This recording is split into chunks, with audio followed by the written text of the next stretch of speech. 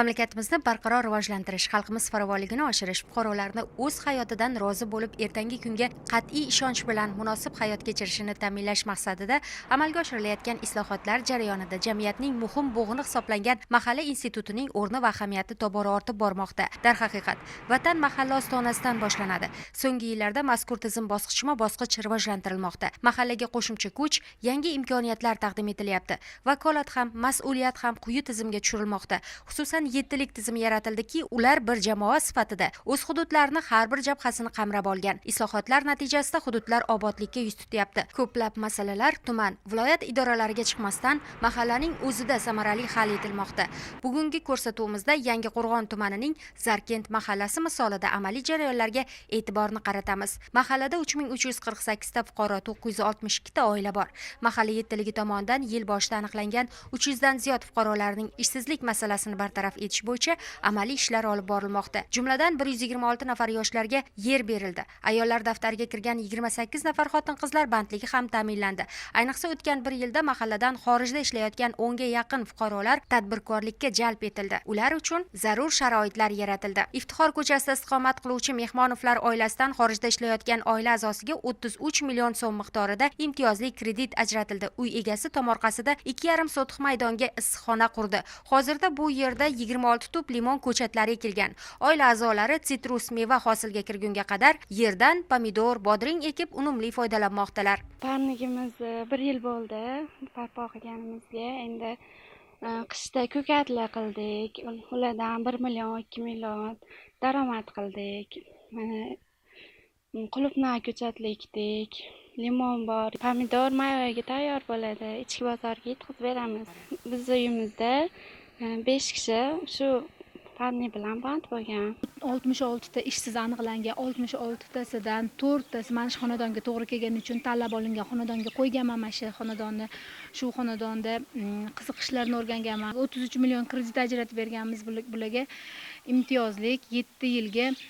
Shu 7 yil ichida bular o'zlarini tiklab, ancha ham kredit to'lashga qiynalishmaydi, ham bunda 4 ta odam band bo'ladi, ham qo'shimcha daromad kiradi. Mana hozir chetga chiqishmayapti, shu yerda ishlashyapti. Bundan tashqari mahallamizda mana shu 66 ta bo'lgan ishsizni har bittasini o'rganib chiqib, 12 tasiga subsidiyaga chakmoshina olib berdik. Mehmonov Rustam aka mana shu xonadoniga issiqxona qilgandan keyin mana shu Iftixor ko'chasida hozir 4 kishi, 5 kishi o'zi chiqib, mana shu issiqxona qilay yoki motokultivator olay deb takliflar bildirishyapti. Islohotlarimiz juda ham foydaliligini mahallada mana bitta kichkinagina chegara yonida mahallamiz shundan ham ko'rsa bo'ladi.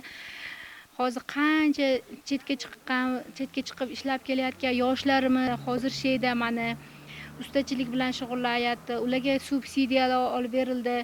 Juda ham minnatdor. Hozir qancha yoshlarimizni to'lov kontraktlari to'lab berilyapti. Bulardan minnatdor. Ta'kidlash joiz, zarkentliklar so'nggi yillarda issiqxonadan foydalanish tajribasini boyitib bormoqda. Ayni sug'orish pallasida suv taqchilligini oldini olish maqsadida yomg'ir va ariq suvlarini maxsus hovuzga yig'ib, tomorqa uchun foydalanayotgan oilalar ham talaygina. Iftixor ko'chasida yana bir namunali xonadonlardan biri Murodjon Mukarramovlar oilasidir. Ayni damda mehnat faxriysi bo'lgan xonadon egalari tomorqalarining barcha qismiga issiqxona qurishgan. Bu yerda bir necha yillardan buyon tonnalab limon yetishtiriladi. 2019-yilda ekilgan. Hozirda 1 tonna, 1,5 tonna hosil beryapti. O'tgan yil 1 tonna hosil oldik. Sarf xarajat ko'p emas. Sarf xarajat asosan bu yerda mahalliy oziqa, go'ng beramiz bularga.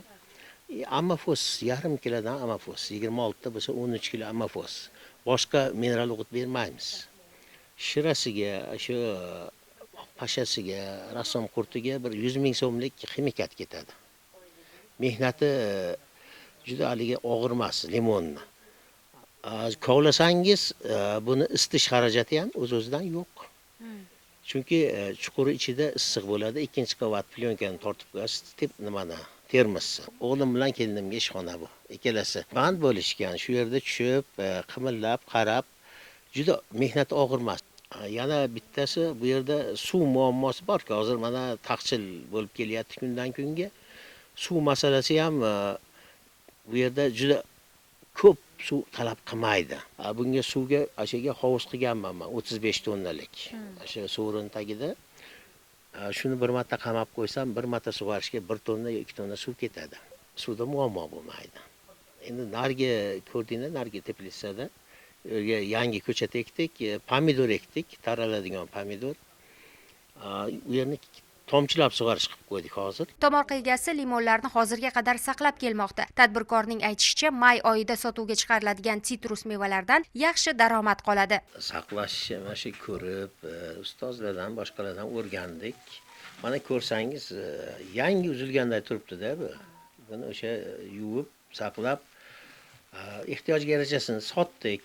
Qolganini mana olib kirib, shu yerda uyda haroratni o'zgartirmaymiz. O'zgartirmay saqlab, shu niyatimiz shu may oxiriga yetkazish buni. O'shanda yaxshiroq daromad topish mumkin ekan. Daromad hozirgi kunda mana 30-35 ming bo'lyapti. O'sha kunlarga borganda 50 mingga chiqadi bu.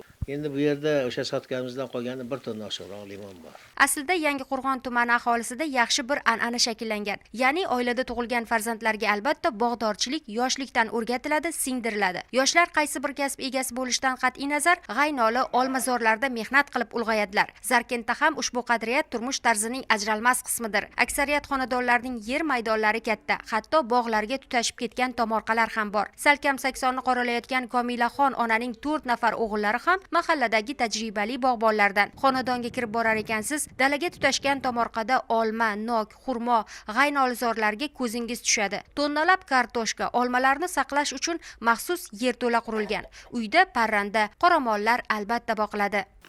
G'aylali, olma, nok, pomidor, kartoshka hamma yerda o'zidan hosili o'z oilasidan chiqadi. 4 ta o'g'lim bor. Hammasi bog'dorchilik bilan shug'ullanishadi. Otalari ham shu bog'dorchilik bilan katta bo'lganlar xonadonimizda hamma narsamiz yetarli. Sotib olmaymiz, ortganini sotamiz. Prezidentimizga ming marta rahmat. Tinchlik, xotirjamlik, mehnat qilsangiz boy bo'lar ekansiz. Yoshligimizdan beri kattalarga, dedalarimizga qarashib, bog'dorchilik shunaqa narsalarni o'rganamiz. Masalan, o'tgan yil mana shu g'aynalidan nechta tonna hosil oldinglar? Bu yerda juda ko'p-ku. Jami 12 tonna shunaqa hosil olingan. Daromad mana shu bog'dorchilikdan, tomorqani o'zidan sof foyda qancha bo'ldi? 80 million shunaqa atrofida bo'lgan. Jami hammasidan parranda bor, hayvonlarimiz bor. Shulardan chiqqan sutlarni qaymoq qilinadi, qo'shnilarga, mana shu mahallamizga hammasi o'zlari chiqib olib ketishadi. Bu ham bitta daromad, hammasidan o'zga yarasha daromadi bor. Quvonarli tomoni, mahalladagi barcha xonadonlarda bir qarich yerdan ham unumli foydalanishadi. Hattoki ko'chalar, ariq bo'ylarida minglab tup g'aynolilar ekilgan. Hududning o'ziga xos iqlimi bog'dorchilikda yaxshi daromad olish imkoniyatini yanada oshirgan. Mana prezidentimiz tashabbuslari bilan yashil makon jarayonini tashkil qilib berdilar. Mana shu jarayon bizning mahallamizda juda ham katta avj olib, juda ham bir chiroyli ishlarni olib boryapmiz. Mahallamizdagi bo'sh qolgan joylarni hech ham bo'sh qoldirmasdan hamma joylariga chiroyli manzarali ko'chatlarni, mevali ko'chatlarni, ana bizning ob-havomizda, bizning iqlimimizda ko'proq olma, shaftoli, g'aynoli degan mevalar yaxshi avj oladi. Mana shu mahallalarni butun aylanib chiqqanimizda hali qarib ketgan, meva bermaydigan daraxtlarni hammasini oldirdik-da, o'rniga yashil makon tarzida chiroyli mevali daraxt ko'chatlarni o'tqizdik. Mana shu qishlog'imizda mana shu yerda ham juda ham katta bir daraxtlar bor edi. Juda ham katta mevadan qolgan, qurab ketgan daraxtlar bor edi. Shularni chiqarishga taklif bildirdik, taklif beruvdik. Bo'pti deb uy egalari ham hammasi fuqarolarimiz rozi bo'lib, chiroyli managa nok ko'chati ekishdi, olma ko'chati ekishdi, chiroyli xurmo ko'chatlarini ekishib, yangilarni boshqatdan chiroyli qilib yashil makonni barpo etdik shu mahallada. Ayollar bandligini ta'minlash, ayniqsa xotin-qizlarni tadbirkorlikka jalb etish bo'yicha samarali ishlar amalga oshirildi. Avvaliga oddiy tikuvchi bo'lgan Madina Umarova hozirda o'z uyida ochgan sexda 20 nafardan ziyod ishchilariga ega. Davlatimiz tomonidan yaratilgan bir qator imtiyozlar Madinaning chevarchilik yo'nalishida tadbirkorlik faoliyatini olib borishiga zamin yaratdi. Bugungi kunda prezidentimiz tomonidan ayollarga berilgan imkoniyatlar juda ham ko'p.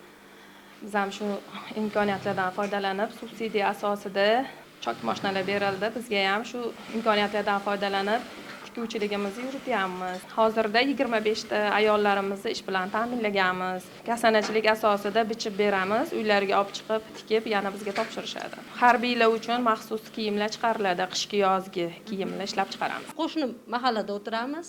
Ishimiz borligida uyimiz ishini ham qilamiz. Bo'sh vaqtimizda ishlarimizni ham qilib olamiz.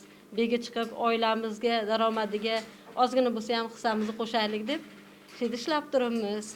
Oylik maoshlarimiz 1,5 million, ko'proq ishlasak, undan ham ko'proq olamiz. Ishlaganimizga qarab olamiz. Muhimi, mahalladagi ko'plab ayollar doimiy ishli bo'ldi. Bandlikni ta'minlash maqsadida yaratilgan imtiyozlar doirasida Zarkenddagi 28 nafar ayollarga tikuv mashinasi berildi. Mana birinchi vazifada aholini obod xonadon, obod ko'cha, obod mahallaga aylantirish. Birinchi ustuvor vazifamiz bizni raislarni mana shunga e'tibor berish. Shundan kelib chiqib har bitta xonadonni 3348 ta aholidan kelib chiqib 7 lik kirib ana shu yerdagi shart-sharoitlar bilan tanishamiz. Ana shu joyi xonadonida nechta ishsiz bo'lsa, uni shakllantirdik. Kimgadir haligi subsidiya asosida narsalar olish kerak, biz uni tashkil qildik. Hammaning hovlisida dovul daraxtlar ekilgan, mavsumiy ish bilan foydalanadi. Hech kim bekorchi bo'lib o'tirmaydi. Bir qarich ochiq joy qolsa ham o'shaga ko'chat ekamiz, daraxt ekamiz, mevali daraxtdan hosil olish. Driverimiz bizda dehqonchilik, asosan bog'dorchilik. Mana shu bizda slivalar ekiladi ko'proq. Yerni boqsang, yer seni boqadi degan maqolimiz bor. Mana shular hammasi shunaqa chiroyli bo'lib turmush tarzini davom etkizsa, bizning O'zbekistonimizda kambag'al odam bo'lmaydi. Bir qarich ochiq joy qo'ymaymiz-da, bizning mahallamizda mashina hamma yog'i tekshirib kelsangiz, bitta ochiq joy qolib ketibdi degan joy yo'q.